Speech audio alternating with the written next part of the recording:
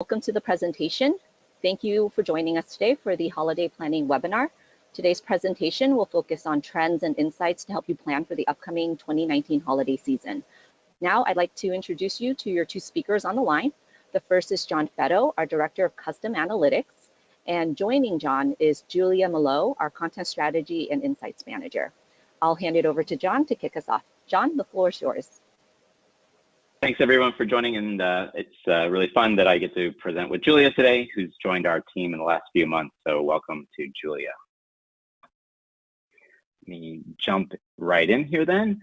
So if any of you are familiar with some of our holiday planning webinars, you'll know we kind of start out by taking a look at the total visits during the last holiday season. And here on your screen, you'll see that I've kind of trended the weekly visits to what we call our Hitwise Retail 500, which is an aggregation of the top 500 retail sites.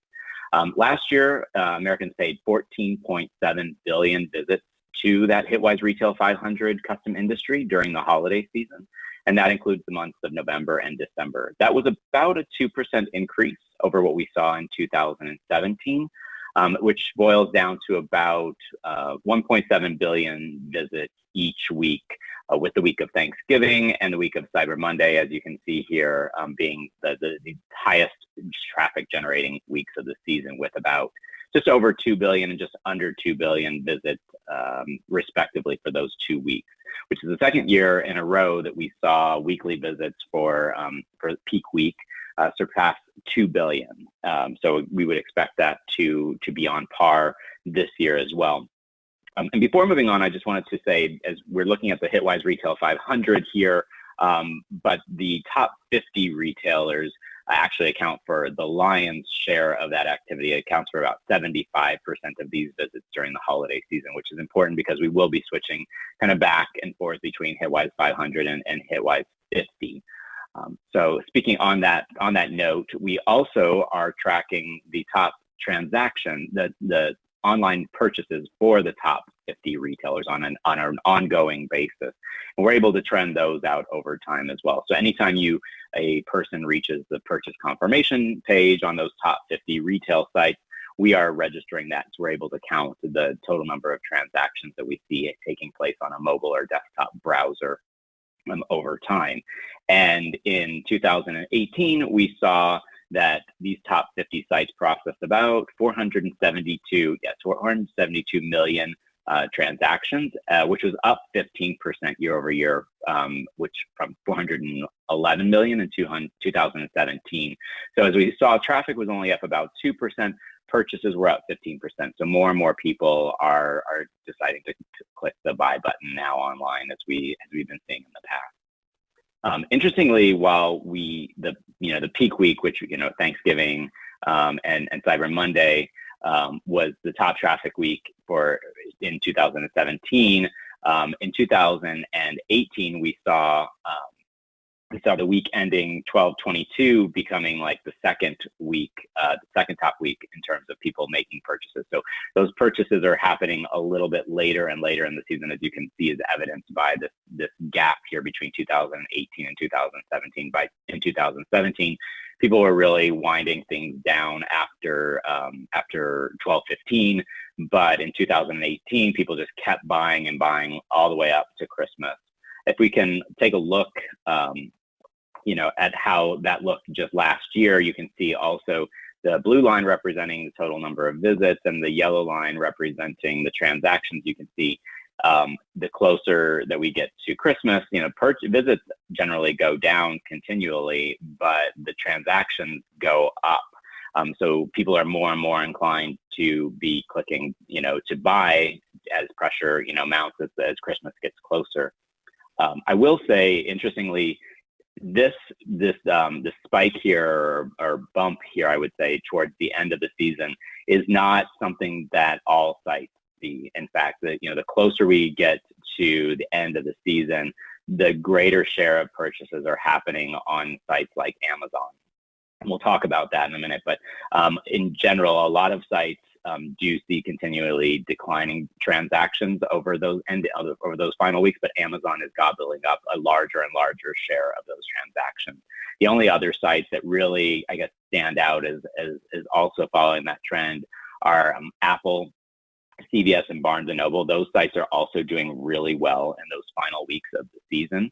But it's important to know that, even though a lot of people are making purchases these last few weeks, people are reverting back to their normal, everyday shopping patterns, which is, get it from Amazon, order from Prime, get it in 2 days or 1 day, and make sure it's there by Christmas. So there's definitely an opportunity, I think, to promote kind of last minute deliveries. And the other thing, regarding that is, in terms of the fact that people are buying later and later, is that we've had a few years, I would say, of relatively, calm weather without any major snowstorms impacting late deliveries. And so, it takes a year for people to forget those types of things, but we didn't have it again in 2018. So I think that people will continue to push the envelope when it comes to buying later in the season. If we want to look at that, basically the same chart that we looked at before, but just plotting the relationship between those two. So we're looking at the conversion rate here, and we can see clearly that the conversion rate goes up and up and up, and the highest conversion rate is that week of the 20th, ending 12/22. Conversions are actually, the conversion rate rather, is about 20% higher that week than it is during the week of Thanksgiving or Cyber Monday. So a lot of increased push to wrap things up that final week of the season. One other way to look at kind of, where purchases and visits are actually happening is just to see what share of the season's visits and transactions are, taking place each week as we go. And you can see that sales and visits, typically build quite steadily during the weeks before Christmas, with that week of Thanksgiving accounting for the greatest share of visits and transactions, about 14% each, I think. That said, it's interesting to note that, the week before Christmas still accounted for just over 10% of visits and about 13% of transactions. So still, again, plenty of opportunity out there after the free shipping is over and before everything is said and done to register some more transactions before Christmas. And here, I kind of bemoan this chart every year, but we wanted to point out kind of, where is the traffic happening? Where are the conversions happening on a day-by-day basis throughout the year? And this is maybe my 5th year doing this webinar, I think. And when I started doing it, we saw very clear spikes. Every week kind of looked like a version of Cyber Monday week, where we saw a big spike in traffic on Monday, things were trailing off, and then it would kind of come back up the following Monday. Again, we don't see that at all anymore. People are visiting and buying 7 days a week, essentially. So there's no real Monday spike, if you will, or very little of Monday spike. What we are seeing again are, those Black Friday, Cyber Monday, Thanksgiving. Those are definitely the biggest days of the year. And if we plot out the biggest days of the year from a traffic perspective, we see that Black Friday is number 1, Thanksgiving is number 2, and Cyber Monday is number 3. You do see kind of nothing this week of the first week of December didn't register any of the days in the top 10 for purchases. If we look at the conversions, we're going to see pretty much the same thing. The things that were interesting is that while Cyber Monday was the number 3 day in terms of visits, it was the top day in terms of purchases. So after people had seen everything that's on sale, they finally decided, yeah, it's time to buy on Cyber Monday. They know what they've seen, and maybe last opportunity to get a good deal for something.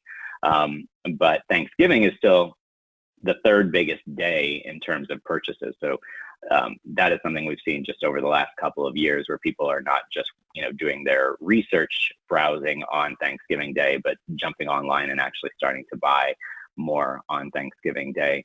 And then again, you see this lull here the first week of December, after people kind of have buyer's fatigue after the big shopping week. This might really be, and Julie's going to talk about this in later on in the presentation, but a good week to start with some content about like gift guides, gifts for, gift ideas, just to kind of get people in the mood again, because they've made their initial purchases, but now they're starting to look for other ideas, and they're going to need them as they come into the final stretch of the season. We also see top traffic days here, the 25th, 26th, 27th, and Julie is definitely going to talk about some kind of content ideas to inform or to work around those days where a lot of people go online. This slide here essentially just shows what we saw on the previous slide, but just spread out over day by day instead of stacking things week over week. And you can see clearly those top visit days: Thanksgiving, Cyber Monday, and Thanksgiving Day, and Black Friday rather. And then you can definitely see those visits kind of going, and then at Christmas, then it's completely over. And then you can see the transactions really kind of going up until what we said is around the week of like the ending the 15th and then ending the 22nd. But really, purchases hit their low around the 23rd. Most of the purchases, I think, that were happening around that time starts shifting to gift cards and gift certificates and whatnot, and then they come back up as after Christmas Day sales happen, and then dropping off again. So of course, we see all these visits, all these transactions. Where is it all going? Who's getting it? And the short answer is still Amazon. Of the top 50 retailers, Amazon received 42% of traffic during the months of November and December last year. Visits were up on Amazon about 11% last year. In 2007, interestingly, we saw fairly flat growth rate between 2016 and 2017, but in 2018 we saw return to growth for Amazon in terms of visits. All the other sites in the top, a lot of the sites in the top 15 rather were somewhat flat, but there were a few exceptions. CVS saw their traffic increase 41%. Wayfair was up 32%. Bed Bath & Beyond was up 20%. Costco was up another 14%. Macy's and Lowe's were up 8%. Home Depot was up 7%, and JCPenney actually was the one of the top sites that we saw traffic decline. It was down about 8% year over year. But outside of this top list here, thought we'll give you a few other sites to kind of take a look at, ones that you should register, keep on your radar. The top one is Chewy. Chewy's shown remarkable growth. Last year in November and December, traffic was up 49% year over year. We've seen traffic in April 2019 versus April 2018 was up another 22%. So it continued that strong growth even today. So definitely warrants keeping them on your radar. Advanced Auto Part also showed really great growth year over year during the holidays, and it's also showing really strong year over year growth. Tractor Supply Company showed really great holiday season growth, but today their traffic is only up about 5%, suggesting maybe they became a gift destination, but not a destination where people are continuing to shop after the holidays are over.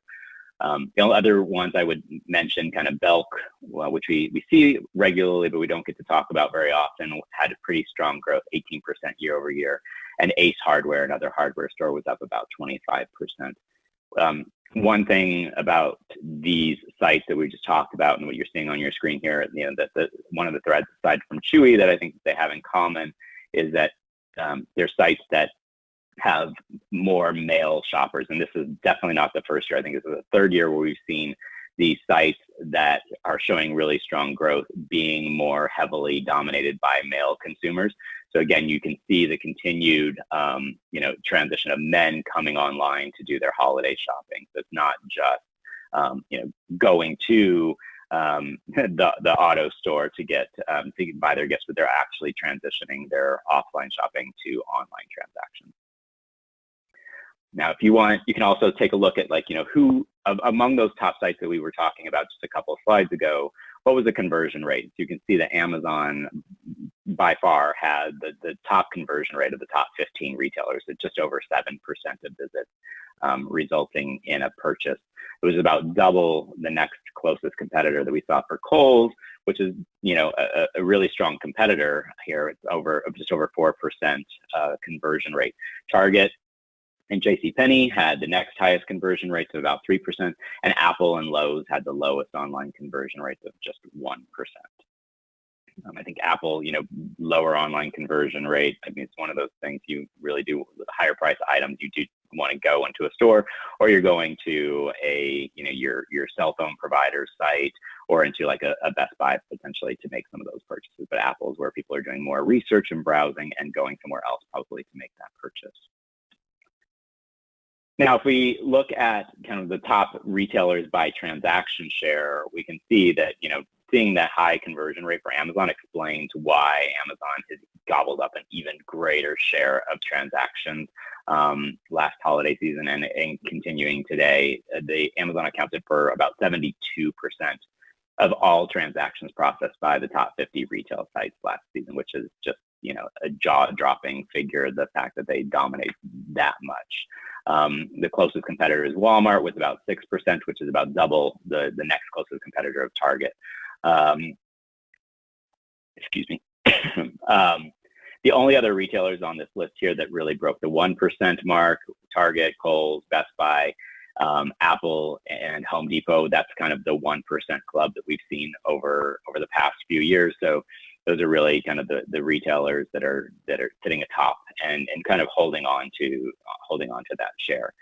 One other thing, as we mentioned, like Amazon's dominance that we looked at is we take in our audience view platform, we can say people who have made a purchase on Amazon and not any of the other 49 retailers that we have in our top 50 set. And last holiday season, that number reached 40 million. So 40 million Americans bought from Amazon and only Amazon last holiday season. And that was up, I think, from the mid 30s in 2017. So that number might be even higher this holiday season. So we definitely see those people, doing more online shopping, visiting sites like Walmart or Target, Best Buy and whatnot, but they're not making purchases on those sites. So we know that they're out there. We know that they're shopping around, but retailers are missing the opportunity to get those transactions on the book. So anything you can do to kind of compare yourself to Amazon or kind of compete with them on shipping, delivery dates or delivery fees would help kind of keep that 40 million number in check, because it's still a pretty phenomenal achievement for Amazon. If we look at just kind of the top retailers overall, not just the top retailers conversion rate, but who are the top conversion sites out there, we saw Amazon still, even among the top 50 sites, still sits at the top with about 7.4% of visits converting. Shutterfly has also traditionally been either number 1 or number 2, and this year their conversion rate did decline a little bit, or I should say last year it declined a little bit. So they're down at about 5%. Chewy's doing really well, so is LL Bean. The other sites, that we see here, Victoria's Secrets, Kohl's, Zulily, Zappos, Staples, we see them among the top converters on a regular basis. So these guys are kind of best in class. They're doing what they need to do to turn those visits into transactions. So if you want to kind of, best in class case study, take a look at what these retailers are doing. I know that, we talk about purchases happening more and more on mobile devices. And with that, I'm going to kind of turn it over to Julia to talk about kind of what we're seeing in that space. Great. Thanks, John. So as John mentioned, we can also look at conversions by device type. And so what you're seeing on the screen here is that particular for that particular retailer, what's the breakdown of purchases that are coming from a desktop versus mobile device? And when we think about assessing the share of conversions on mobile, it's going to give us a good sense of which retailers have really succeeded with mobile accessibility. And you can see that, right, Walmart, Target, and QVC have higher mobile shares, which is going to indicate that they're making it much easier for consumers to buy directly from their phones. Now, like a lower mobile share doesn't necessarily imply that there's a lack of ease in purchasing on a mobile device, but we can look at companies like Amazon or Apple to kind of explain maybe why their mobile share is slightly smaller, right? So in the case of Amazon, we know that they have a really strong app engagement, and since this is based on share of browsing, of browser conversions, it's not going to include those apps, right? So kind of makes sense why Amazon's slightly lower than the Walmarts and Targets. And then when you think about Apple, right, a lot of their retail opportunities are built directly into the device. So like the App Store, the iTunes Store, So that's definitely going to impact mobile share as well. Moving on to mobile traffic, right? So conversions are definitely in favor of desktops, but mobile traffic is actually over 50% during peak week. And you can see that on the left-hand side of the screen. It's definitely not increasing super rapidly. It's, less than 1%, but I think it's because mobile's just become a really great channel for consumers during the holiday season. So, and the number of people using mobile devices are not necessarily increasing. However, for several retailers, as you can see on the screen, the device scales are definitely shifted more towards mobile, right? Levi's is definitely seeing the greatest improvement, with over half of all their traffic coming from mobile now during peak week, when it was just below 20% in 2017. You can also see a few fast fashion companies on the screen like New Chic, ASOS, Zaful, that are seeing strong rises in mobile. And I think another interesting trend here is that we've got companies like Ashley Furniture and Dress Barn that are really big in brick and mortar, that actually have really strong mobile rates in general, right, in 2017, also in that 60 to 70% range, but still continuing to grow that engagement year on year. That kind of leads to the next question of how are we going to differentiate between people by device, right? How are those peak week shoppers differing on desktop versus mobile? So if we look at the week that ended November 24th, which was the day after Black Friday last year, desktop searchers were definitely after, more of those retail sites, right? And we can see a lot of the top ones were from fast fashion. So clearly consumers at home are beginning to shop for those amazing deals from some of these brands that are international, that are really making a big presence in the States, like Pretty Little Thing. But then if we look at mobile share, some of the bigger terms popping up are related to coupons. Also, some key terms that aren't here were related to specific Black Friday deals.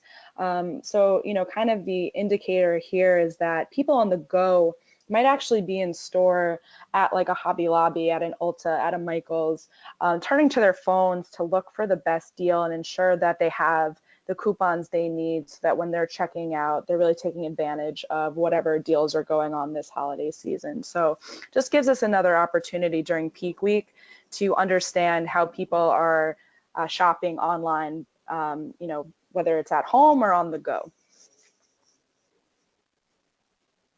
And I think that transitions well into our next session, which is just kind of some high-level peak week trends. So I want to pass it back over to John to just walk you guys through that.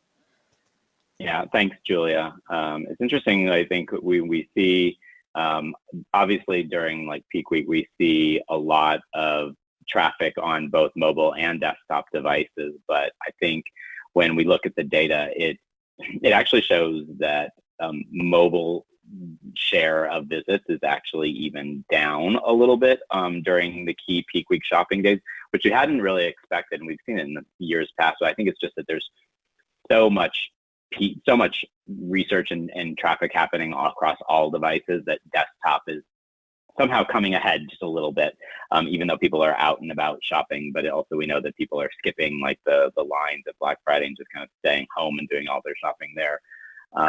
But if we kind of look at, day by day over some of the peak week shopping activity that we saw, is a little bit of a repeat. But I wanted to take an opportunity to just show, again, we saw, Black Friday was number one, but then if we look just year over year in terms of the growth, we see relatively flat growth for most of the season. Cyber Monday, stood out a little bit, 4% growth in visits year over year. The day before Thanksgiving is kind of becoming like the new Thanksgiving. Traffic was up 6% that day. We saw before in the past Thanksgiving Day, traffic was growing and growing and growing. Now we're seeing it start to creep into the day before Thanksgiving. And if we look at that same kind of data, just plotting out transactions, we can see, we saw big transaction growth, 15% year over year anyway. So we would expect to see, pretty decent growth on the key shopping days as well, which we did see. But again, those non-peak days, so the day before Thanksgiving, the day after Black Friday, the day before Cyber Monday, and Giving Tuesday saw outpaced growth in terms of transactions relative to those key shopping days. I think if we did the math, if I can find my notes here, those off-peak days saw purchases increase 22% on average, while the peak days increased only 11% on average. And then the day before Thanksgiving, it's still, I think, the lowest day for transactions, 7.6 million, but that was up 40% year over year. So just again, letting people know, like, the holiday season is creeping farther and farther out from Thanksgiving, from Black Friday. So with sales and everything already starting on Thanksgiving, you need to start a day or two even before that. So now we're going to get into the key categories, like what are people buying? And knowing that about 72% of transactions are happening on Amazon, Amazon's a perfect place for us to look and see what people are buying, which categories are performing the best. And to do that, we used our Amazon Retail Intelligence platform, which tracks the page views and purchases to the top 500,000 Amazon products every month, and including on individual peak shopping days like Black Friday and Cyber Monday. You can see last year in 2018, the home, garden, and tools category accounted for 21% of purchases. Books and audiobooks accounted for 17%.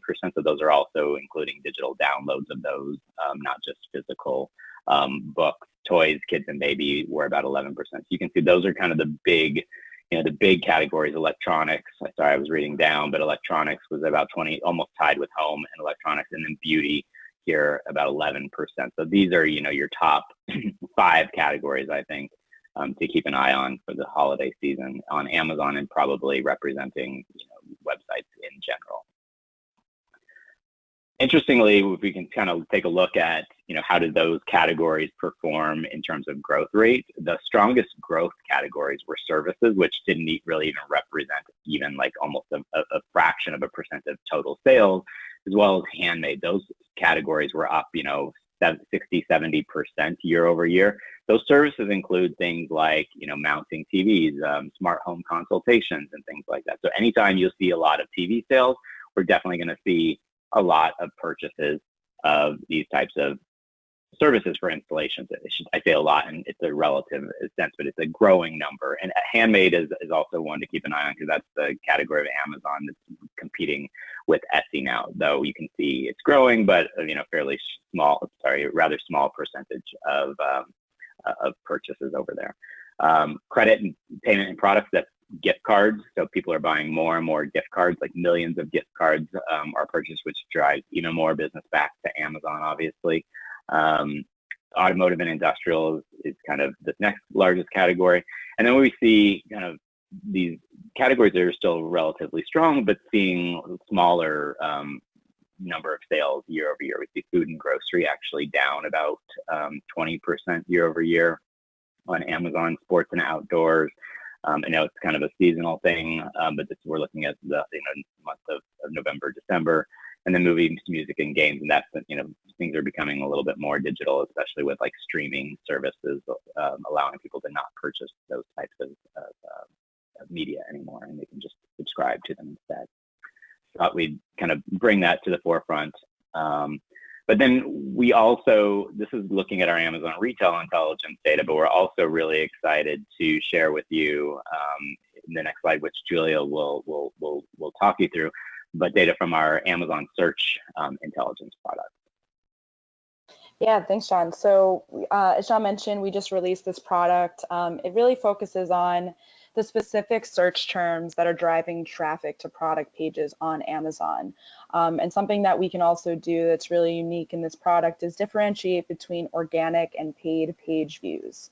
So the paid rates that you're seeing on the screen are based on the number of page views from a sponsored ad on Amazon compared to the page views overall for that product on Amazon, right? So we're looking at the category level.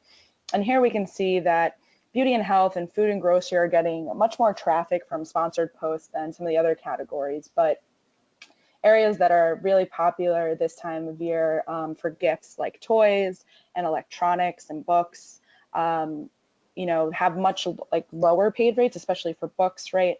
I think this actually makes a lot of sense, right? Because these are categories that get really high organic traffic because they have items within them that people are really after this holiday season. So it may not be that the electronics category isn't putting as much sponsored efforts behind their posts and their products during this season as beauty and health is, but rather the organic traffic is just outweighing some of that paid traffic that we get for these categories. And I think Julie, I know that we're kind of looking at this, kind of trending it over time too. Yep.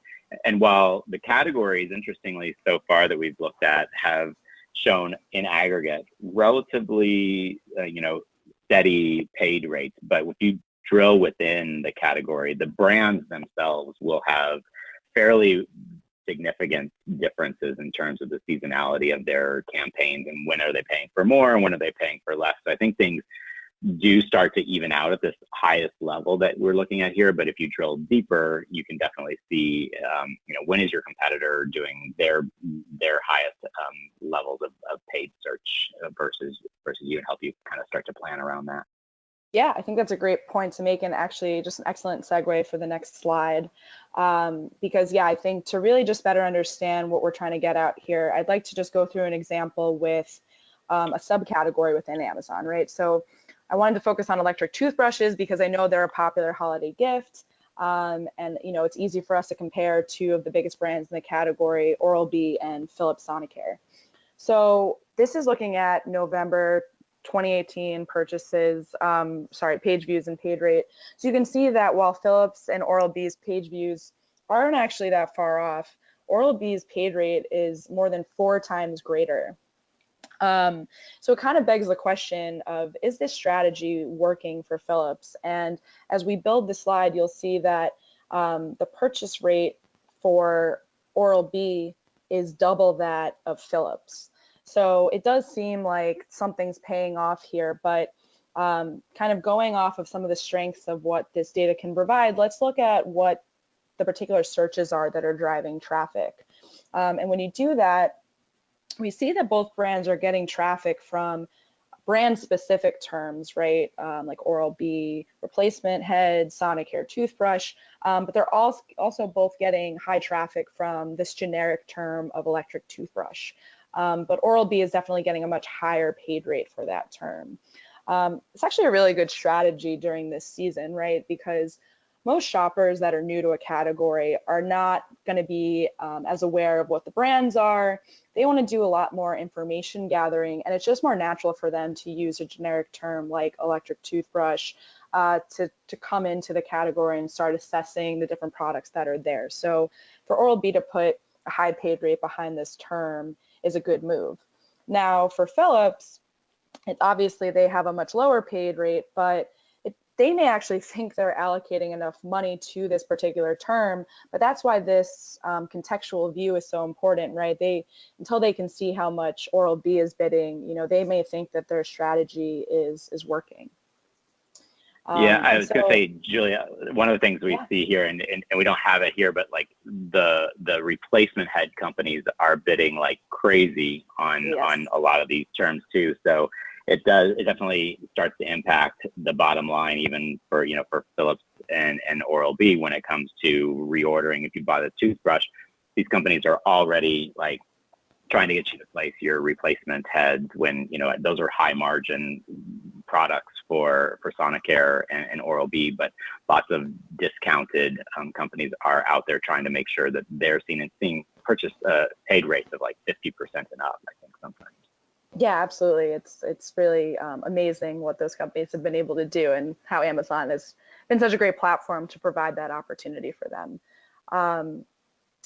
But yeah, so this was just that's why I was just looking at November 2018, like I mentioned. But since this is a holiday planning webinar, I wanted to share what a trended view of these data points might look like, right? So that you can start to think about how things that are happening during the holiday season with competitors might impact your strategy throughout the rest of the year, things that you can start to do now to get a leg up ahead of the holiday season. So when we looked at the last slide, right, Oral-B's strategy looked pretty good, but if we consider their performance over time, we get for even further competitive context, right? So again, now that we have these 6 months trended, we can see that Oral-B's highest paid rate was actually in November, and that's actually when their purchase rate was lowest. But meanwhile, we can see from Philips' perspective, they had a much lower paid strategy compared to Oral-B, but they managed to reach their highest purchase rate in February, which was also when their paid rate was highest. So it seems like this strategy of waiting until Oral-B sort of tapered off their paid strategy gave Philips a chance to win more around that Valentine's Day season. I think a lot of these products are packaged in 2-brush sets.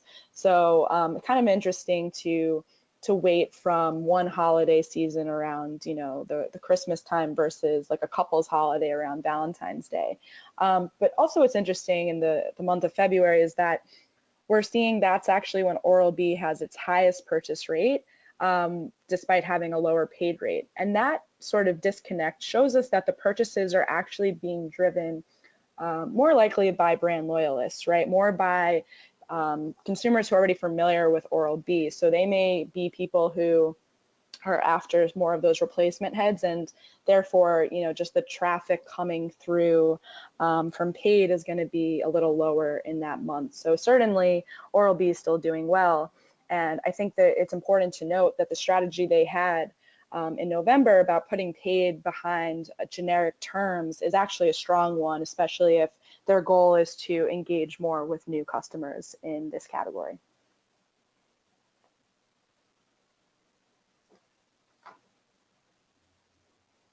Okay, thanks, Julia. I think, so we're going to kind of head into the next section, which is just talking about kind of hot products. Overall, it's always a favorite piece of content that we develop every year.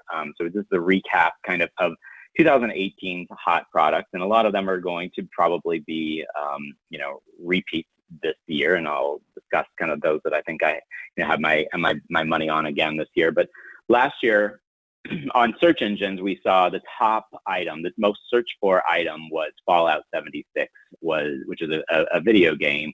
We saw 1.4 million people searching for that during the holiday season last year, putting it pretty far ahead of even the next top search, which is a Nintendo Switch. It had about 1.1 million people searching for them. You can see just on this list, you have 2 games in the top 10 for the season overall. And during any given week, though, I would say that there were about like 3 to 4 video games that were in the top 10. It's just that overall, over the entire season, a game would come and go. As it released, it was really hot one week, pushing it up to the top, but then it quickly declined. But these 2 games were consistently among the top kind of throughout the season. And it's definitely the first time that I've seen games being so dominant in terms of searches during the holiday season. Occasionally we would see a couple games maybe jump in there, but they're so dominant that we would expect to see a lot of games. Again, kind of showing up this year, but one thing that we will definitely be watching closely is the rumor mill in terms of the release dates for the new PlayStation and the new Xbox. Both companies are planning to launch a new console. They haven't announced the date yet. It's pretty widely rumored to be in 2020, but we don't know when it is. And if people start to hear that the release of those consoles is going to be kind of relatively early in the year, we'd probably expect, suppressed searches for things like the consoles themselves. Nintendo Switch should be fine. In fact, they might benefit by having more searches if people decide, well, I'm not going to buy a PlayStation that's going to be out of date, in 6 months or less potentially. But we would expect Nintendo Switch, and also the games should do relatively well because the games might have a shorter shelf life. People can buy the games, be done with them before the new consoles come out. That's just one thing to kind of keep an eye on. It's like how much do our consumers kind of hedging on when the new consoles are going to be released.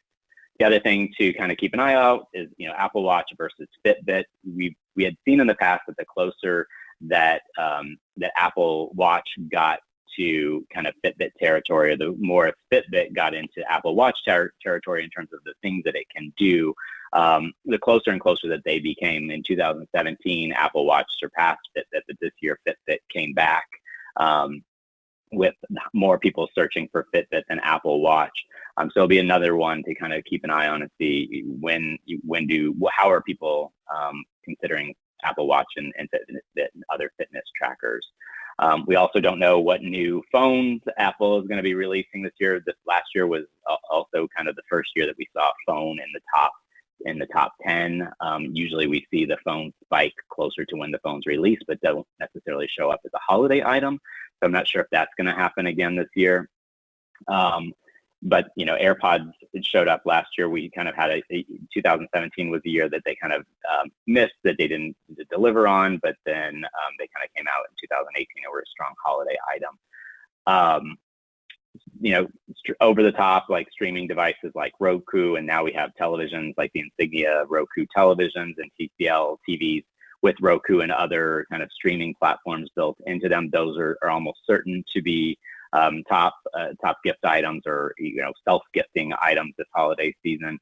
And then we always see kind of Vans in the top 10. It's kind of the new Uggs. If any of you guys have been tracking this as long as I have, we used to have Uggs was consistently among the top searched item. Now it's Vans. So we definitely see a kind of a mix of fashion with technology. If we look at kind of what people are searching for on Amazon, though, and we know that more and more people are going straight to Amazon, kind of skipping the search engines entirely and going straight to Amazon. We see some of the same things here for sure. Like we see Fitbit and we see Nintendo Switch and we see PS4. But we didn't see Instant Pot in the top 10, and Instant Pot really kind of owes, I think, its success to a large degree on Amazon, and we saw that really showing up during Prime Week a few weeks back, where it kind of became a huge overnight success. And if I had my choice to put my money on it, I would not have ever expected it to live as long as it has. I am always surprised that more and more people are still buying Instant Pots, but more people don't have them. Not everyone has them yet. People are going straight to Instant Pot, Amazon, and we had 1.7 million searches for Instant Pot over the holiday season just on Amazon alone. The third top search on Amazon was just for Amazon gift cards. Again, as we mentioned, those are really great last-minute purchases. You can even have them, I think, texted to people now. So 1.7 million searches. People are also looking for laptops. And then air fryer, I think, is going to be kind of another a big item this year, as Instant Pot kind of has more and more penetration. Not to say that it's not going to be a top item this year, but I think air fryer might perform even better this year. It's for that set who always has to have the newest kitchen gadgets. I think air fryer is the logical next step. And then kind of the version of searches that pairs with AirPods is just people searching for wireless earbuds in general. So doing a little bit more comparison shopping, but we know now that with Apple's partnership with Amazon, that people will be able to go to Amazon for all their Apple merchandise. So we might see more Apple specific searches showing up on Amazon as people become aware that they can purchase those new certified items from Amazon. One thing, though, to kind of keep in mind in terms of not just what people are searching for is what people are buying. On Amazon specifically, when we saw during peak week, all those sales that Amazon registered during peak week, don't forget that Amazon is putting their own products first. So the 7 of the top 10 items purchased over Black Friday and Cyber Monday were Amazon's own products. And I think these also reflect some of the items that we expect to probably be hot this season as well, like these smart speakers, especially I think the ones with screens like the Echo Show, which we hadn't really seen show up so much in the top 10, but also with Google's own video tablet, and Lenovo has their smart tablet and their smart tabs this year too. So I think got my eyes on those, and bundling those items with smart devices. Amazon has their own, but also we see like TP-Link and Hue and Philips Hue and Wemo devices. So I think we want to definitely keep an eye on this, but keep in mind that when people are going to Amazon looking for something, they're going to be buying a lot of Amazon's own branded items over other people's branded items. In fact, if we look at the other top items, right, that are for sale on that sold on Amazon over peak week, actually this one's wrong because Amazon bought Ring over the last year, so that's another Amazon item. But the other ones that we saw kind of hot and that we didn't see necessarily on the search items were the DNA test kits. We both saw Ancestry DNA and 23andMe. Those showed up on around Prime Day, like a year or so ago. And then at Christmas time, they were really big sellers. So I expect those fully to be, big items, as well as these kind of smart device products. Although TP-Link is a leading manufacturer, but also kind of the smart doorbells, whether it's Ring or whether it's Nest or another company. Those are all going to, I think, become bigger sellers, especially as people start to have the smart speakers. They're adding on items, that they can do things with the, control with the speakers themselves. And then if we look at toys, these are the top searches for top search items for toys on Amazon. We can clearly identify which toys there are. So Lego, as Julia said before, these are people who are looking for very specific things generally, not always. As you can see, board games is up here. But most of the other searches are for very specific type of toy. Lego, Nerf guns, LOL Surprise, Squishies, Barbies. The one thing I think that you could take away from last holiday season is kind of the absence of any kind of huge kind of the types of items that people will be like fighting each other over in, like, a Target or a Walmart parking lot, like, which would have been the Hatchimals or the Fingerlings or the LOL Surprise in years past. Last year was kind of also a year where we didn't see kind of any technology items for kids here, which I think was really interesting. So it was a return to kind of more traditional, less fad related toys. So it'll be interesting to see if we see another holiday season like that, or if there's a new breakout toy, which we'll know soon enough in the next few months what that's going to be. We haven't really seen indications of that yet. And of course, we want to take a look. Books are huge sellers, as we mentioned before. So what were the top kids books? Always great to mine our Amazon retail intelligence data to see what the trending products are in any category. And this is what they wore over the holiday season last year. The Wonky Donkey was #1. If we look, cookbooks are also a really big gift item. So if we look at what the top cookbooks were last year, I think it's like 2 of the top 5 were Instant Pot cookbooks, right? Surprise. I also just was talking to Julia before. I think like Madhur Jaffrey is like the, recognized, expert in Indian cuisine. She just came out with an Instant Pot cookbook. So I'm sure we'll see more and more Instant Pot cookbooks this holiday season as well. And that wraps up kind of the hot product section. I'll turn it back to Julia just to kind of talk about something besides products, since we kind of seem to exhaust that so far. Yeah, thank you, John. I, wanted to try to bring back a section that I know John's done in the past on holiday content, right? So like, what can a non-retailer do to drive traffic and engage with consumers during the holidays? And the main idea is to keep content data-driven because we want to ensure that it's going to align with what consumers are searching for. We also need to consider seasonality, right? So good segue from the cookbooks into holiday recipes, right? So if we look at non-branded searches to food lifestyle sites, many people are really after those cookie recipes, right? Getting ready for Christmas Eve, for Santa to come, or just, looking to celebrate with friends during cookie exchanges and holiday parties during the season. So I think that, creating a list that, lists of content created to, tied to inventive holiday cookie recipes can really engage cooks and bakers during the holidays. But, going off this idea of the Instant Pot, because we just can't get enough of it, one of the other top searches is for Instant Pot specific recipes, right? So there are going to be a lot of people out there looking for recipes to use with their new presents. So you want to curate content on maybe how do they use an Instant Pot, or what's the best things to cook with an Instant Pot. to engage this time of year.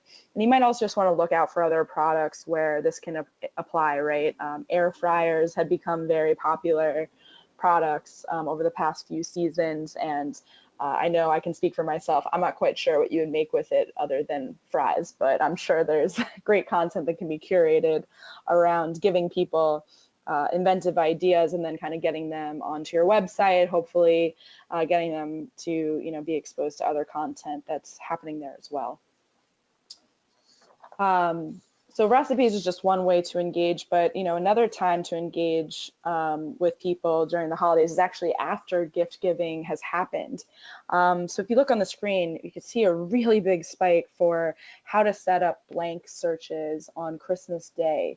So when you leverage search data like this, it can really help a content producer connect with those gift receivers. And what we're seeing on the right-hand side of the screen is a list of some of those top products that people are specifically looking for advice on how to set up. Obviously, things like Amazon's Echo Dot have become really popular over the past couple of years, but not everyone actually knows how to use it, or maybe even why they should, right? A lot of people get this as a gift, but don't necessarily think about, well, how am I going to use this? So, developing content around something like, what are the most useful applications of Alexa? Or if we look at a different product like the Oculus Rift, like, what's the most immersive game that I can use? Because, this is a really popular VR gaming system that is really changing the nature of just like gaming in general, and kind of bringing us as consumers into the future with AR and VR geared products. But again, it's something that's very new to people, and so creating content around what are the best ways that people can get the most out of these gifts they're receiving is going to be really helpful for those first time owners of these products to really engage with them. And that kind of brings me to, like our last slide here, which is just about the seasonality of the holidays, right? So how is content going to differ for a gift giver versus a receiver? And the idea here being that people who are searching for the gifts are doing so right around that Black Friday, Cyber Monday, peak week season. And then people that are searching for things closer to Christmas are likely the recipients of that gift. So, I know John just mentioned that, right, the PS5 is not coming out till 2020, but PS4 is still a very popular gift. And if we look at how searches for PS4 and its different variations trended over last holiday season, we can see that there was definitely a bump around peak week, but then another big spike around Christmas week. And then we can really dive into the different variations around PS4 to understand what a giver versus a receiver is after. So, a gift giver is obviously looking for the best deal. They want, to know what's happening on Black Friday or Cyber Monday. What kind of bundles can I get? John and I were discussing this earlier. We wouldn't be surprised if there's even better deals on the PS4 this year, or that you might expect because the PS5 is coming out. Maybe some of the people who thought it was too expensive in the past to buy the PS4 may actually come out of the woodwork and actually buy that gift now. So they're certainly going to be after what are those best deals. And I think you can see that week before, right, that ended 11/17. Definitely not as many searches for PS4s, but that's a great time to start, launching content around. Here's a list of like what the best, where's the best place to get the PS4 from? Here's the best bundles, here's who has them, right? To just start to get ahead of some of these searches before it happens. And then same thing goes with people who are the recipients, right, around that Christmas week. They're looking more for like, what are the best games I can play? They want to, search for controllers. They might be after gaming accessories that were not part of the, the base present that someone gave them. But, this is just one example of how you can switch up your content throughout the holiday season to engage with different audiences. But definitely taking advantage of this search data is going to give you an edge to pace out that content ahead of when consumers are actually beginning to search for it as you plan for the season. Thanks, Julia. So I just wanted to, before we go into the key takeaways, just let everyone know we might have a minute or two at the end just for a couple of questions. So if you have any, go ahead and submit them through the question box on the GoToWebinar dashboard there. We'll jump into the kind of the key takeaways here. So starting off with peak week. So obviously we saw peak week still winning very strong on visits and transactions, but that mid to late December, especially for the last few years, is nearly tied for peak week in terms of conversions. And as people continue to be increasingly motivated to check things off their list and buy later and later because they haven't been burned by any late items in the years past, definitely expect the late seasonality to